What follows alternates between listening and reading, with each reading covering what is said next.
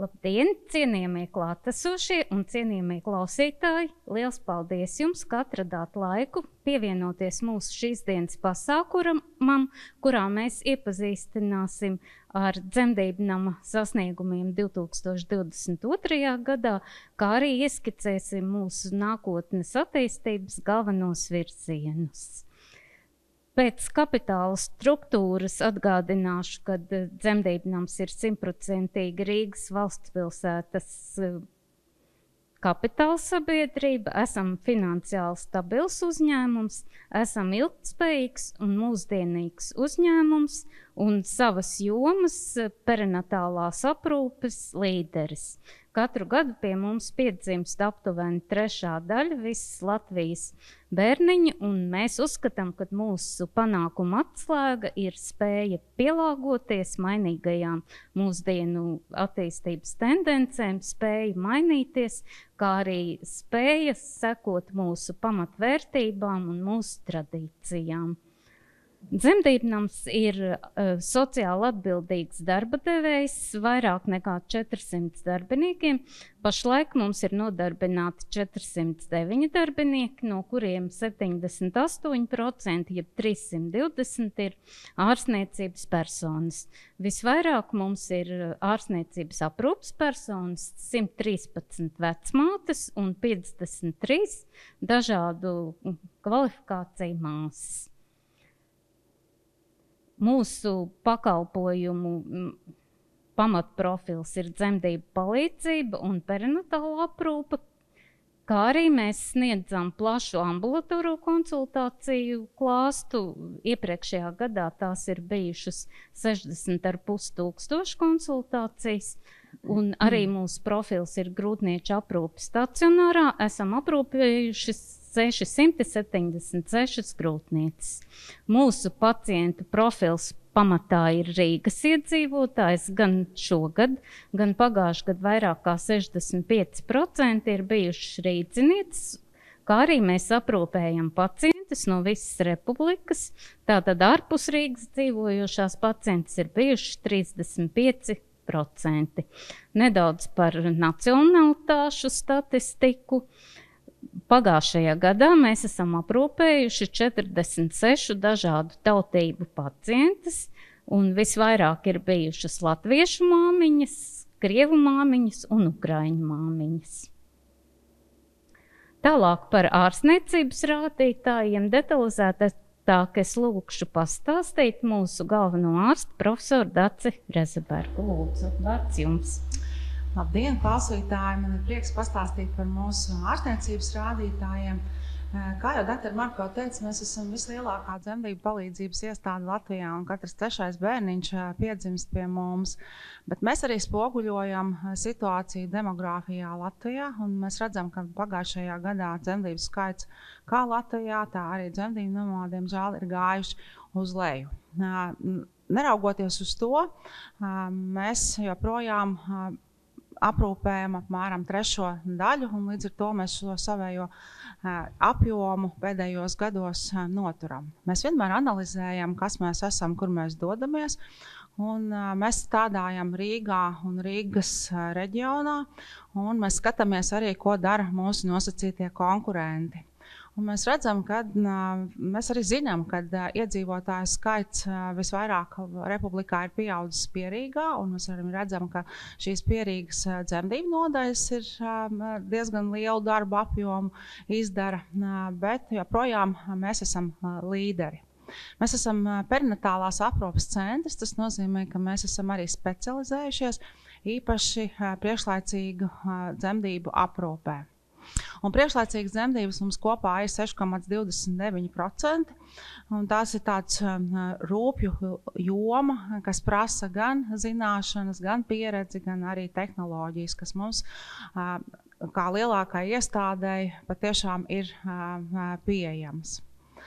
Mēs analizējam savus darba kvalitātes rādītājus, un atšķirībā varbūt no kopējiem republikas rādītājiem mums ir dati, mums ir sava medicīnas programma, mēs uzkrājam datus un mēs varam dažādi tos analizēt un redzēt, kur mēs dodamies. Un viens no dzemdību palīdzības kvalitātes rādītājiem ir ķēzargriezienu skaits, un kā redzat, mums ir izdevies to pēdējos gados samazināt, kā Pasaules veselības organizācija rekomendē, 15% būtu tas, uz ko vajadzētu tiekties. Latvijā vidēji pagājušajā gadā ir 22%. Tā kā mēs strādājam ļoti mūsdienīgi un cenšamies šos savus rādītājus arī turēt tādā optimālā līmenī. Tā kā dzemdību skaits kopumā ir samazinājies, skaidrs, ka arī piedzimušo bērniņu skaits ir mazāks bijis. Un redzat, kopumā mums ir piedzimuši 360 priekšlaicīgi bērniņi un 95 dvīņu pāri. Redzat, cik daudz darba mēs esam padarījuši. Mēs cenšamies bērniņus ārstēt tur, kur tas ir vajadzīgs, un neārstēt un nešķirt no māmiņām tur, kur tas nav vajadzīgs.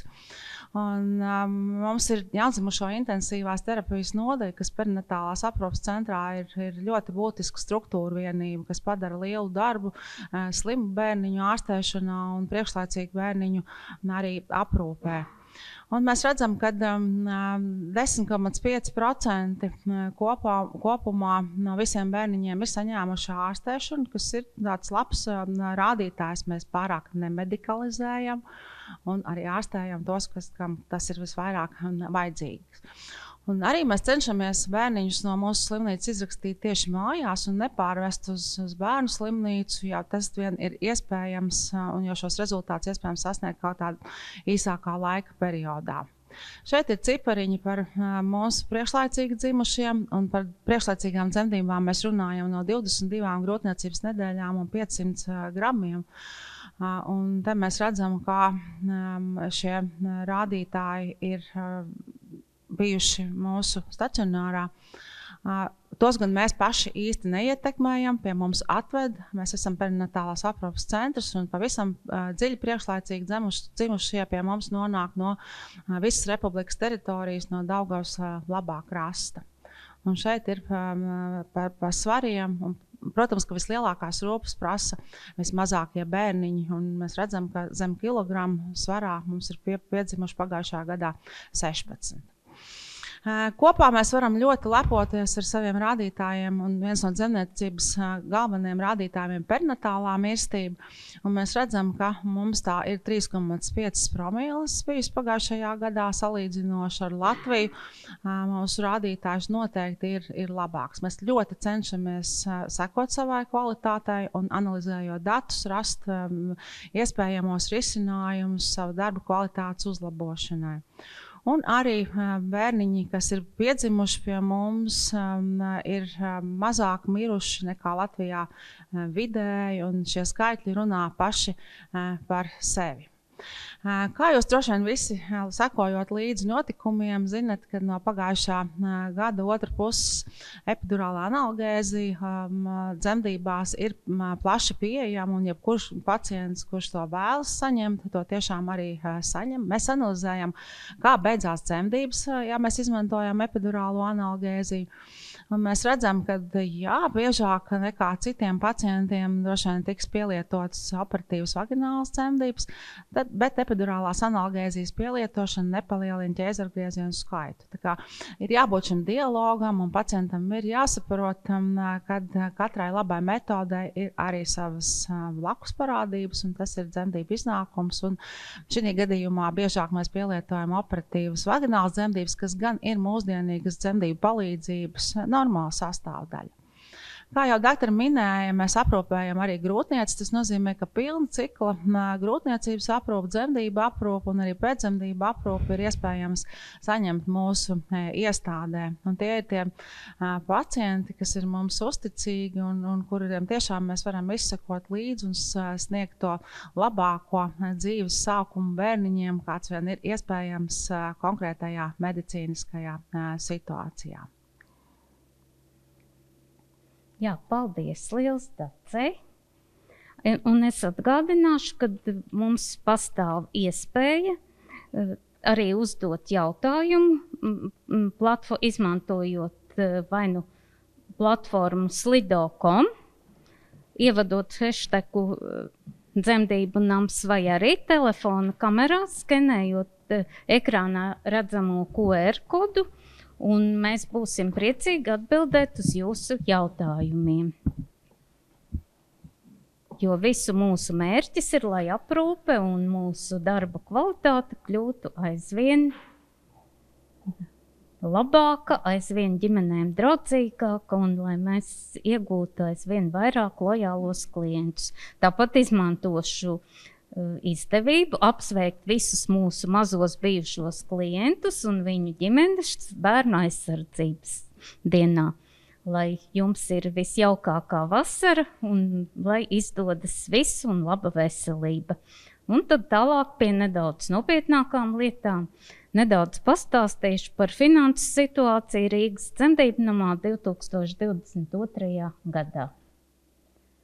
Tātad šeit ir redzams peļņas un zaudējuma aprēķins. Mēs lepojamies ar to, ka, lai gan rādītāji ir nedaudz zemāki kā iepriekšējā gadā, tomēr neskatoties uz tādiem daudziem ārējiem izaicinājumiem, kā Covid krīze gada sākumā, kā karš Ukrainā un tam sekojošā ekonomiskā lejupslīde, dzemdību nams savu 2022.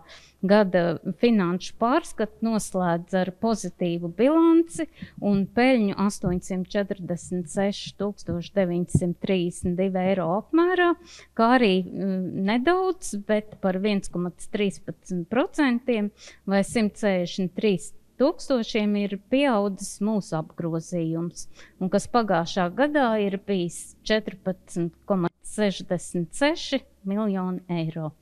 Tie ir ļoti labi tādi finanšu rādītāji. Un redzam, ka tāpat kā iepriekšējos gados mūsu pamata ieņēmumu avots ir ieņēmumi no Nacionālā veselības dienesta finansētiem pakalpojumiem. Šogad šis apjoms jau sastādīja 87,3% un līdz ar to maksas pakalpojumu apjoms mums samazinās, un tas īstenībā ir ļoti atzīstama tendence, jo mēs uzskatām, un mūsu darbība ir vērsta uz to, lai dzemdību pakalpojumi, pie tam ļoti kvalitatīvi dzemdību pakalpojumi pēc iespējas būtu pieejami visiem bez maksas, kā valsts apmaksāts pakalpojums. Šeit jau profesori minēja par epidurālās analgēzijas apmaksām no NVD, un tāpat arī pamatā visas grūtnieču aprūpes un dzemdību aprūpes manipulācijas ir valsts apmaksātas. Kā maksas pakalpojumi mēs sniedzam paaugstināt servisa, individuālās aprūpes pakalpojumus, un arī maksas pakalpojums par paaugstināt servisa palātām. Un kā jau teicu, kopā neto apgrozījums ir gandrīz 14,7 miljoni. Šeit tas ir redzams schematiski. Būtiskas atšķirības šajā procentuālajā sadalījumā ar iepriekšējo gadu nav. Kā jau teicu, nedaudz lielāks ir NVD apmaksāto pakalpojumu apjoms. Šeit nelielam salīdzinājumam sniegto pakalpojumu izmaksas 22. un 21. gadā.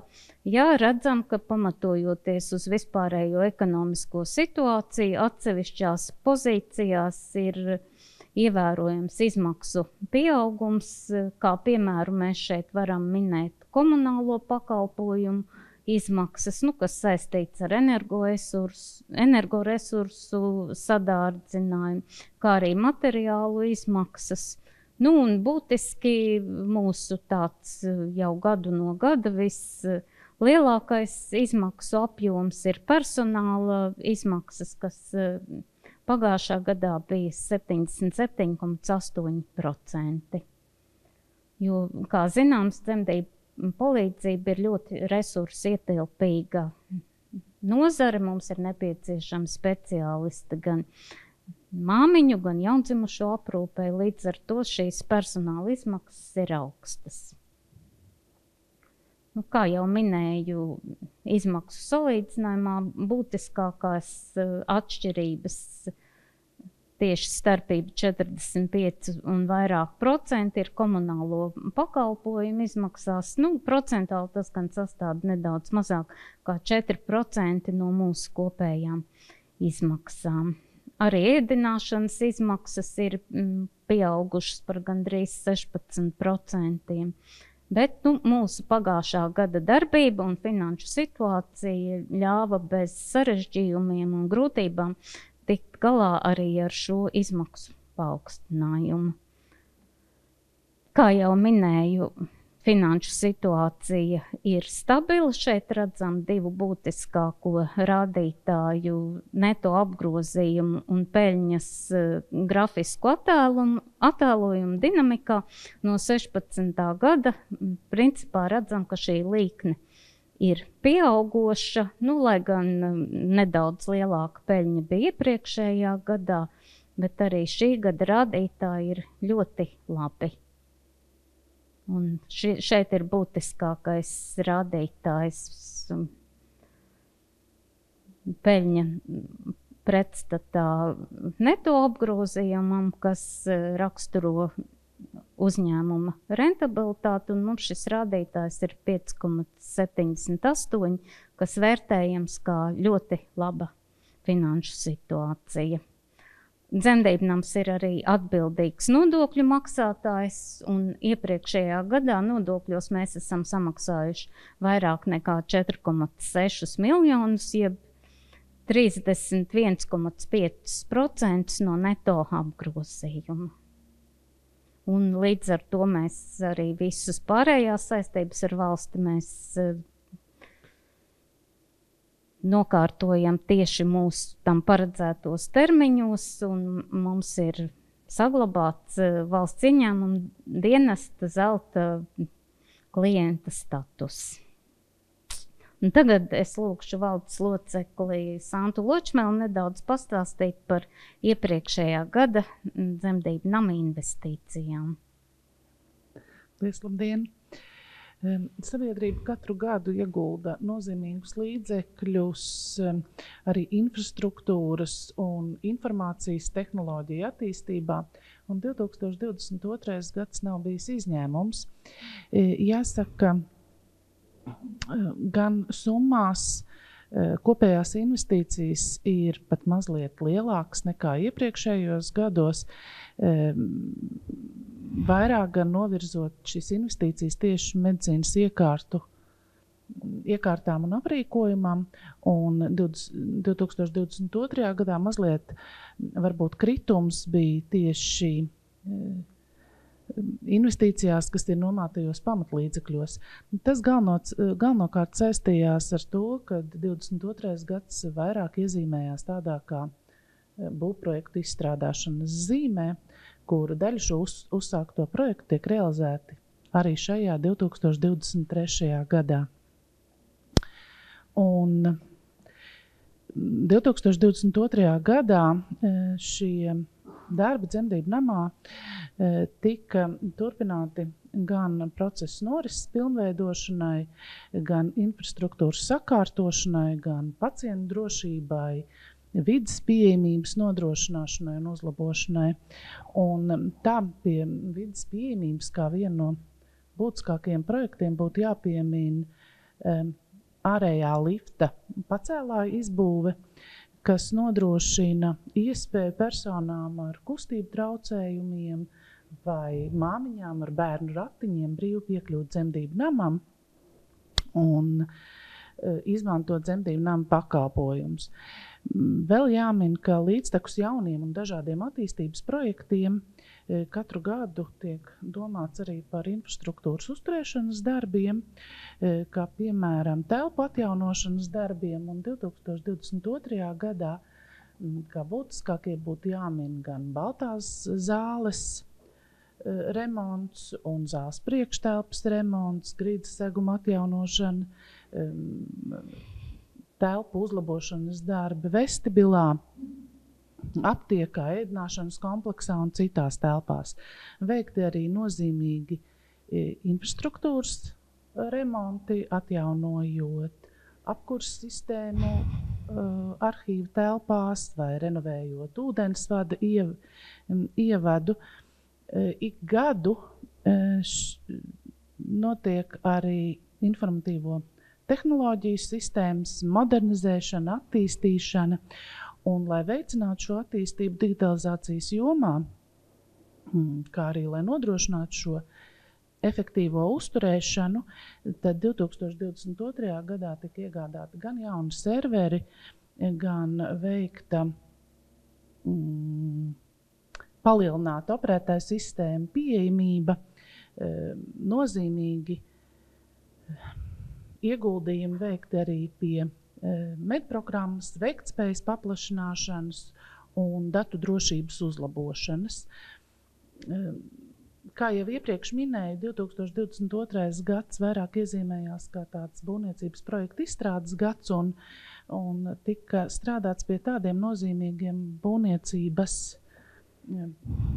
projektēšanas darbiem kā garāžas un iebrauktuves, garāžas demontāža un iebrauktuves paplašināšana no Alojas ielas puses, kas nodrošinās visiem apmeklētājiem gan automātisko svārtus iebraucot teritorijā, gan ērtāku piebraukšanu teritorijai. Šis projekts šobrīd jau ir izpildes stadijā un plānojams, ka tuvākajā laikā jau tiks realizēts. Tāpat kā nozīmīgs projektēšanas darbs ir jāmina saules elektrostacijas uzstādīšana uz Rīgas dzemdību nama ēkas jumta, kas arī tika izprojektēts 2022. Gadā, bet šobrīd šie darbi jau ir realizēti un notiek nodošana eksploatācijā. Un jādomā, ka jau tuvākajos mēnešos mēs varēsim pieslēgties šai elektrostacijai. Nozīmīgi ir arī pagājušajā gadā, 2022. Gadā izprojektētais ēkas siltināšanas, jeb energoefektivitātes projekts, kas paredz arī fasādes vienkāršotu atjaunošanu ēkas korpusam K2, un ir plānots nosiltināt šo ēku, kā arī lifta pārbūves projekts, arī tajā pašā korpusā K2, un paredzēts arī pārbūvēt liftu.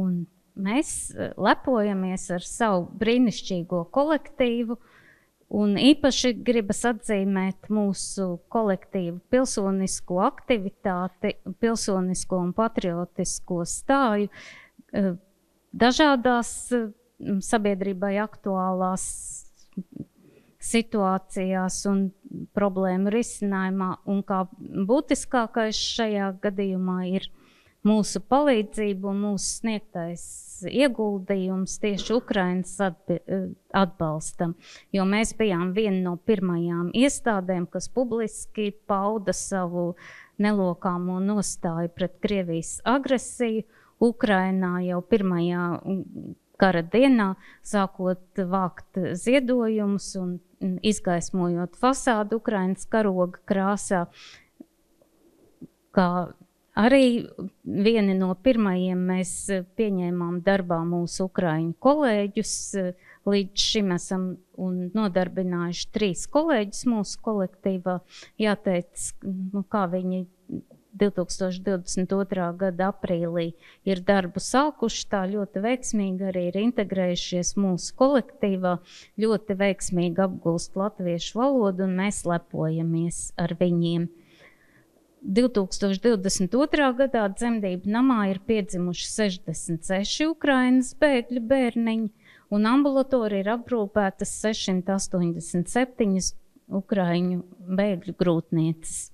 Jāatzīmē, ka līdz šim, līdz 1. jūnijam, mums ir piedzimuši jau 105 Ukraiņu bēgļu bērniņi.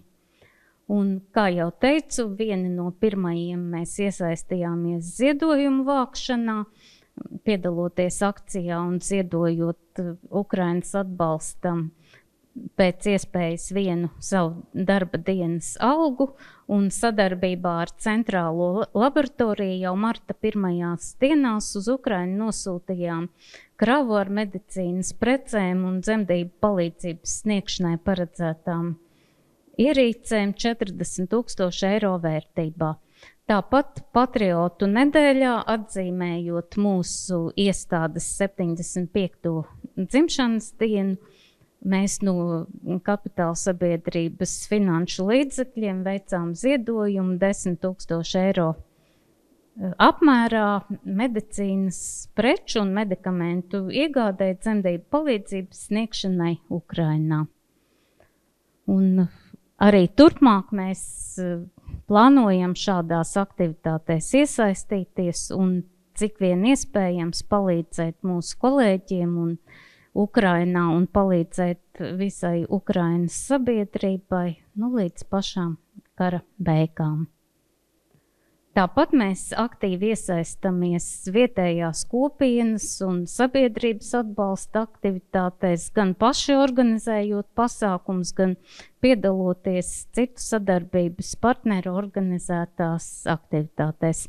Kā viena no būtiskākajām mūsu aktivitātēm es gribētu atzīmēt arī 75 gadu jubilejai veltīto fotoizstādi Piedzimšana mūsu dzemdību nama telpās, konkrēti Baltajā zālē, kas apmeklētājiem pieejama bez maksas. Šīs izstādes un brīnišķīgo fotogrāfiju autori ir pazīstamā fotogrāfa Kristīna Maģāre, un tajā 4 ģimenes, 4 māmiņas un tēti ir dalījušies ar savu tik intīmo un emocionālo stāstu bērniņa piedzimšanu. Un kā jau teicu, tāds mūsu īpašs pasākums ir fasādes izgaismošana par prieku gan darbiniekiem, gan apkaimei dažādiem svinīgiem pasākumiem, kā piemēram Ukrainas atbalstam vai reto slimību dienā, valsts svētkos un citos nozīmīgos notikumos. Viena no galvenajām mūsu vērtībām ir mūsu darbinieki, tādēļ aizvien katru gadu mēs investējam būtiskus līdzekļus darbinieku apmācībā un organizējam pasākumus darbinieku labbūtības veicināšanai. Pagājušajā gadā kā tāds īpašs pasākums mums bija mūsu 75 gadu jubilejas svinības, ko mēs atzīmējām ar skaistu pasākumu Nacionālajā bibliotēkā, kuru laikā mēs godinājām savus labākos pašreizējos darba darītājus, kā arī bijušos darba kolēģus. Un kā vienmēr mēs atbalstam un visus mūsu gadskārtu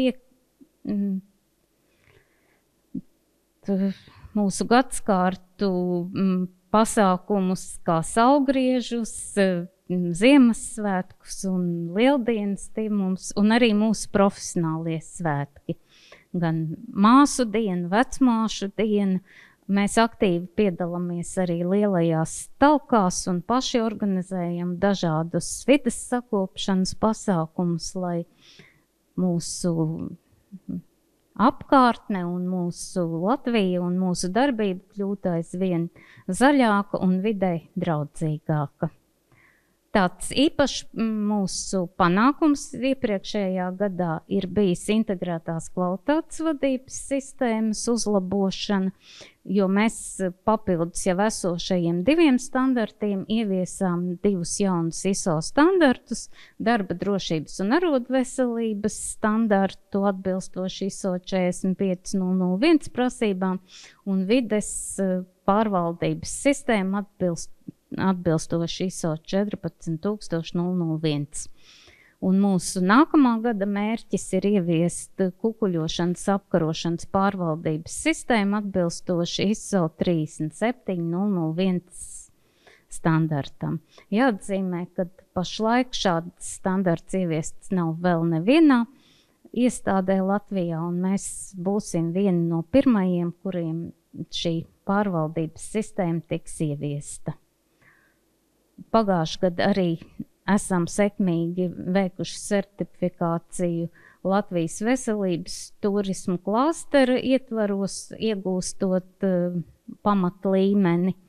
Un pirmo reizi piedaloties ilgtspējas indeksa novērtējumā, mēs ieguvām augsto sudraba līmeņa novērtējumu. Esam iesnieguši arī šogad šo novērtējumu anketu un ceram, ka mūsu rādītāji būs vēl labāki kā iepriekšējā gadā.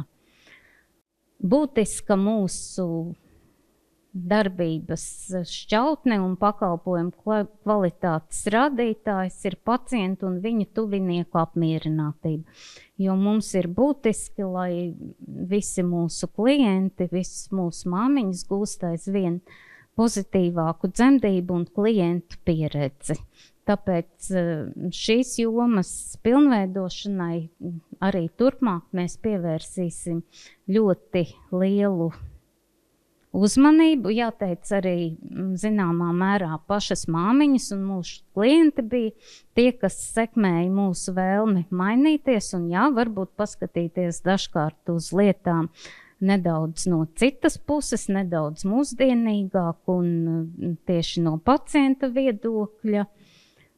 Atceramies varbūt šies diskusijas un dažkārt tādu zināmu agresivitāti, kas parādījās jūlijas sākumā, kad vairākas publikācijas parādījās par vardarbību dzemdībās.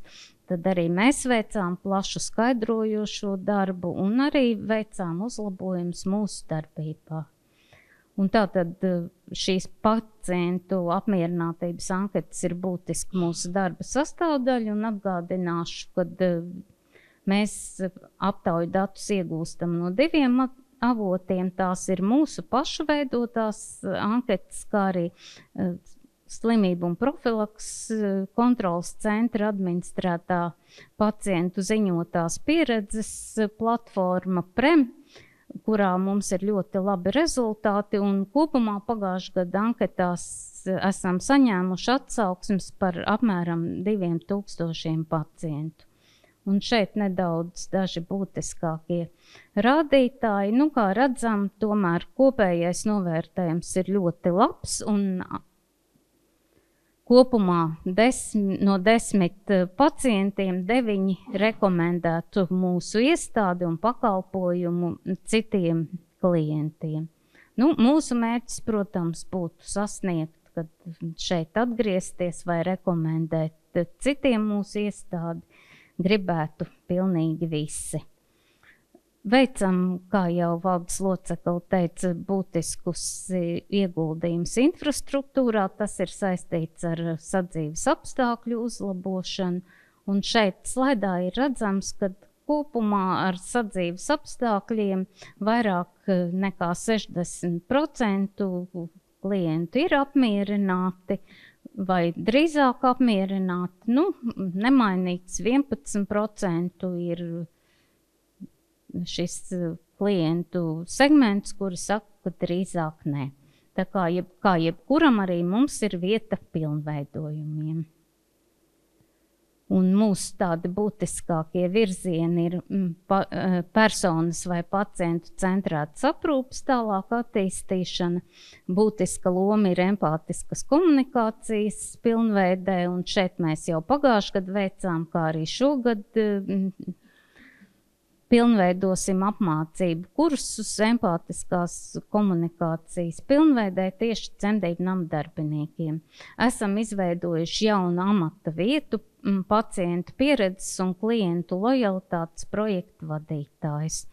Un esam uzsākuši pirmos soļus klientu lojalitātes programmas ieviešanā. Kā viens no pirmajiem ir jāatzīmē mūsu iniciatīvā 3 bērnu trīnīšu vecākiem piešķirt ģimenes palātas par brīvu, kā arī vairākas citas aktivitātes, piemēram, bezmaksas lekcijas. Sākotnēji tas bija māmiņām, kas ir uzskaitē pie mums. Tagad mēs principā jebkuru māmiņu esam laipni sagaidīt uz mūsu ģimenes skolas lekcijām, kuras tiek māmiņām nodrošinātas bez samaksas. Būtiska mūsu attīstības joma ir arī izglītība un tālāk izglītība. Kā vienmēr esam bijuši vadošās savas jomas, dzemniecības un ginekoloģijas klīnisko apmācību bāze, gan augstskolu, gan medicīnas skolu studentiem un dažādu specialitāšu rezidentiem. Jāatzīmē mūsu pagājušā gada augstais novērtējums, jo kopā ar RSU mūsu teorētisko apmācību programma, kas tiek veikta dzemdību namā, ir ieguvusi augsto novērtējumu EPCOK akreditāciju, kas ir piešķirta uz 5 gadiem. Tāpat pagājušā gada dzemdību namā ir realizēti nozīmīgi pētniecības projekti. Šeit varat iepazīties sīkāk, varbūt nepakavēšos. Daži ir iesākti 21. gadā, daži ir pašlaik izstrādes stadijā un ir iesniegtas iniciatīvas vairākiem citiem LZP pētījumiem, kā arī uz mūsu bāzes pagājušajā gadā ir uzsākti 19 rezidentu un studentu zinātniskie pētījumi dzemniecībā un ginekoloģijā. Tad nedaudz par izaicinājumiem 2023. gadam. Kā jau minēju, lai mūsu darbs būtu izcils, jo mūsu mērķis ir līderība un izcilība, šeit būtisks ir visas pakalpojumu kvalitātes šķautnes, gan pacientu drošība, gan pakalpojumu kvalitāte un atbilstība klīniskajiem kritērijiem, un tikpat būtiska nozīme ir pozitīvai pacientu un ģimeņu pieredzei. Tāpēc mēs šajā gadā esam uzsākuši jaunu pakalpojumu, ķeizargrieziena operācija ar iespējami draudzīgāku dzemdību pieredzi ģimenei un mazulim. Jo atceramies diskusijas pirms tam, kad daudzas māmiņas tieši atzīmē, kad viss bija ļoti jauki, bet diemžēl ķeizargriezienā nebija iespēja uzreiz būt kopā ar bērniņu un uzreiz nebija iespēja viņu zīdīt. Tad tagad mēs strādājam pie tā, lai, ja vien klīniskā situācija atļauj, lai uzreiz būtu šāda iespēja jebkurai ģimenei arī operatīvu dzemdību laikā. Jāteic, operācija būtiski pēc tādiem tehniskām norisēm neatšķiras no parastās ķeizargrieziena operācijas. Šeit tāpat tiek ievēroti visi aseptikas un antiseptikas principi. Būtiski mēs šeit redzam, kad topošā māmiņa, šeit ir mūsu pirmā māmiņa, kam šādu operāciju veicām, Krista, kura būs zināmā mērā operācijas līdzdalībniece, un arī māmiņa šeit rokas mazgā, kā uz ķirurģisko operāciju. Un pat cik māmiņa piedalīsies operācijā, arī viņa tiek pie sterīla halātu un sterīliem cimdiem, kuru šeit attēlā redzams medicīnas personāls palīdz uzvilkt atbilstoši visām drošības prasībām. Tālāk operācija noris parastā gaitā. Līdz mēs esam tikuši līdz brīdim, kad pati māmiņa var iesaistīties aktīvi šajā procesā. Jāteic, māmiņa var vērot, līdz tam noritošās manipulācijas, ja nevēlās to redzēt, var nevērot, bet šeit ir tas brīdis, kad bērniņš ir piedzimis līdz pleciņam, un šeit jau tālāk bērna izņemšanu veiks māmiņa pati. Tad ir sterīli cimdi, un tālāk mazuli izceļ pati māmiņa. Un pēc dzimšanas jaundzimušais tūliņ tiek novietots mammai uz krūtīm. Tādējādi mēs arī ķeizargrieziena operācijas laikā nodrošinām šo tā saukto zelta stundu, respektīvi nodrošinām kontaktu āda tūliņ pēc dzimšanas, un ideālā gadījumā šim kontaktam būtu jāilst vismaz stundu un pat 2. Nu, ja viss ir labi, kā tas bija šajā gadījumā, šeit mēs redzam mazo Hariju, un Harijs arī visu šo laiku pavadīja kopā ar saviem jaukajiem vecākiem Kristu un Rihardu. Nu, jāatzīmē, ka šīs emocionālās sajūtas un emocionālā saikne ir daudz ciešāk. To atzīmēja arī šie vecāki, ka tas ir bijis tāds neaizmirstams emocionāls baudījums, salīdzinot ar iepriekšējām operācijām, kad šādas iespējas nebija. Un mazo uzreiz ir iespējams zīdīt turpat operācijas zālē. Šeit viss izdevās ļoti jauki, un tas arī sekmē tādu zīdīšanas attīstību turpmāk, un galvenais ir šis emocionālais kontakts un nenoliedzami pozitīva ģimeņu pieredze. Un jāteic arī mums, kā ārstniecības personālam, tieši ķēzargrieziena operācijā, šīs emocionālais moments, ko mēs sajūtam dzemdībās, kad ir dabiskas dzemdības, varbūt reizēm iztrūka, bet tagad šādā situācijā tas tiek nodrošināts arī operācijas laikā. Tāpat mēs lojālo klientu piesaistei un sniedzot izglītojošu ieguldījumu sabiedrībā, organizējam šī gada ģimenes dienas pasākums ar vairākām bezmaksas lekcijām un plašu nodarbību klāstu topošiem un jaunajiem vecākiem. Kā būtiskākās šeit mēs varam minēt psihologa lekciju dzemdību sāpju un baiļu psiholoģiju, kā sev palīdzēt, kas tika ļoti atzīmīgi novērtēta no topošajiem vecākiem. Arī sagatavošanās dzemdībām, dažādas dzemdību situācijas, ko mēs varam sagaidīt dabiskās dzemdībās, inducētās dzemdībās, dzemdībās ar medicīnisku atbalstu un ķēzargrieziena dzemdībās. Tāpat ļoti populāras ir mūsu zīdīšanas nodarbības, un arī mūsu uzturu speciālisti bija sagatavojusi ļoti vērtīgu lekciju par jaunākajām atziņām, par drošu un veselīgu uzturu grūtniecības un zīdīšanas laikā.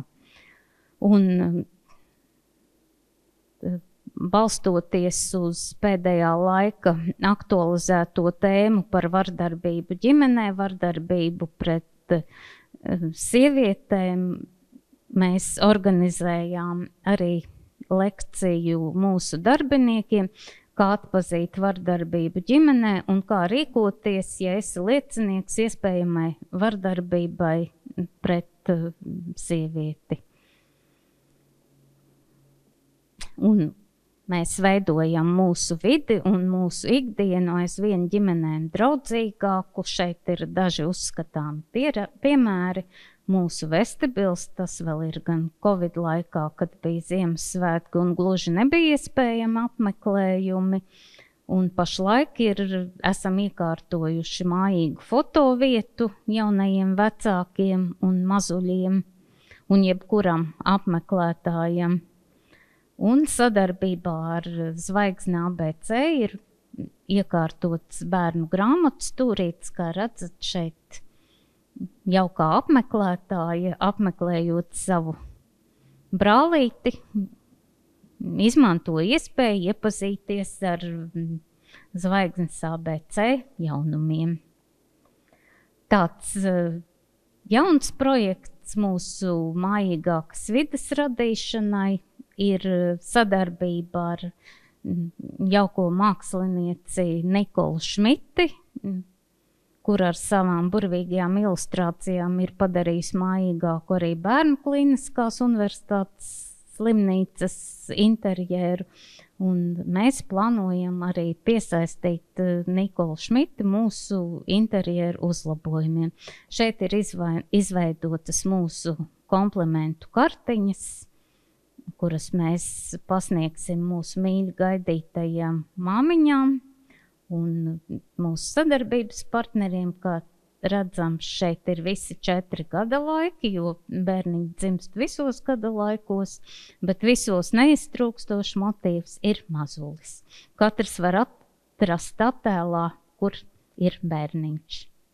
Nu, šeit daži motīvi vizualizācijās, kā viņi izskatīsies mūsu interjerā, un arī galvenais motīvs ir mazulis.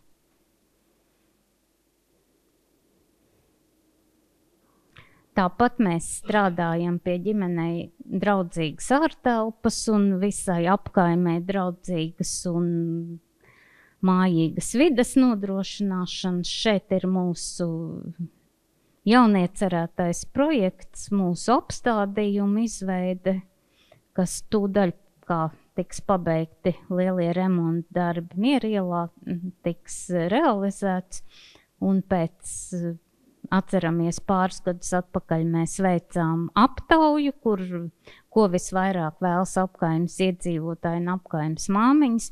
Viens no tādiem vēlmēm bija, lai pie dzemdību nama būtu soliņi, un redzams arī šajā projektā būs iespēja mūsu jau tā mājīgo vidi papildināt arī ar soliņiem. Un tāpat ir izveidota bezmaksas dzeramā ūdens ņemšanas vieta.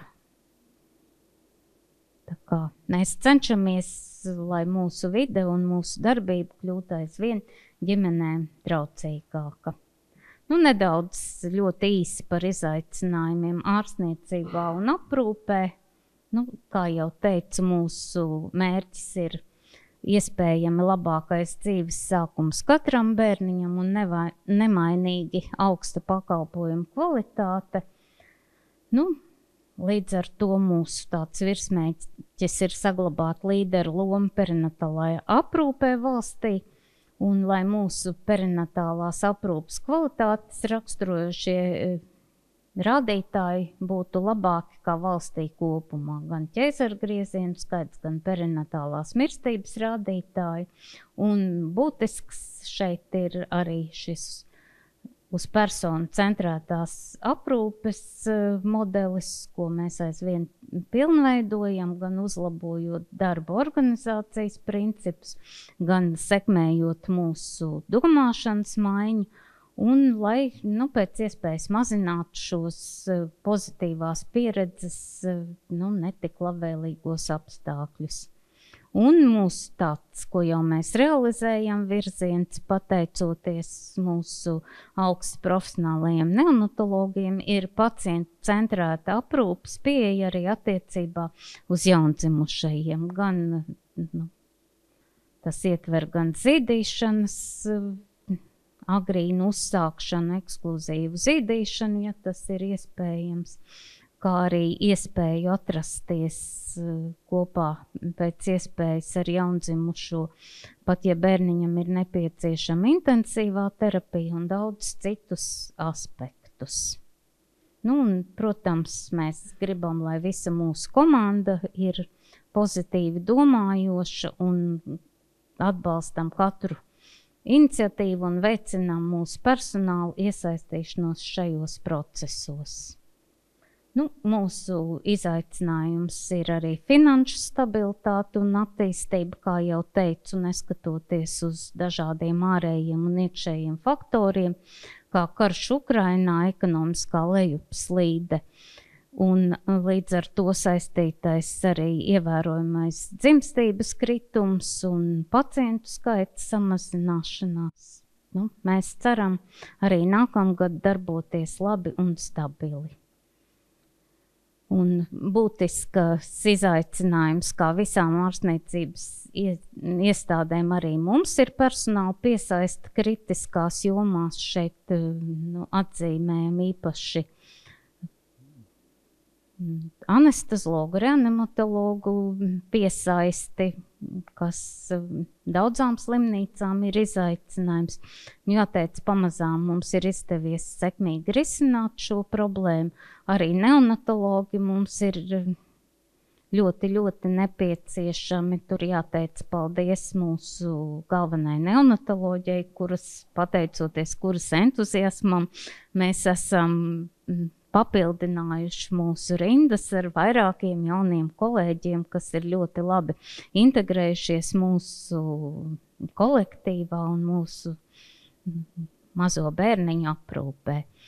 Tāpat kā jau tika minēts, arī infrastruktūras uzlabojumi, ēku modernizācija, un mēs ļoti ceram, ka izdosies piesaistīt ārējā finansējuma līdzekļus un veikt šo ēkas siltināšanu. Līdz ar to mūsu komforta apstākļi un mūsu vide kļūs vēl draudzīgāka mūsu ģimenēm. Un arī pacientu apmierinātība ir tāds būtiski attīstāms virziens, un mēs sekmēsim aizvien plašāku pacientu pieredzes mērījumu rīku pielietošanu tieši no šīm prem aptaujām. Un, protams, būtiska loma ir datu analīzei, un šeit, lai identificētu mūsu uzlabojumās jomas, pie kā jau mēs aktīvi strādājam un arī turpmāk attīstīsim. Tāpat ir pacientu drošība mūsu būtiska darbības prioritāte nākamajam gadam. Un personāla izglītošana par dažādiem gan veselības aprūpes, gan komunikācijas jautājumiem. Un kā jau minēju, mūsu galvenā vērtība ir arī mūsu darbinieki, un jāteic arī šajā personas centrētā aprūpes kontekstā būtiski, ka šeit ir visas puses, gan mūsu klienti un pacienti, gan darbinieki, gan sabiedrība kopumā, tāpēc mēs pievēršam būtisku lomu darbinieku apmierinātības izpētei, veicot ikmēneša darbinieku aptauju un analizējot šos datus dinamikā un sekmējot dažādas labbūtības aktivitātes. Un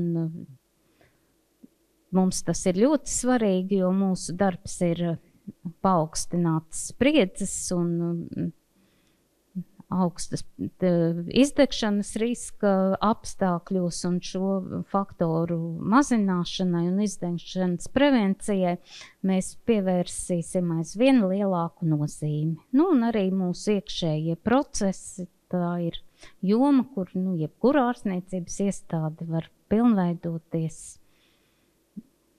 nemitīgi, jo nāk jaunas ārstniecības metodes un jaunas koncepti, tā kā darba mums būs daudz.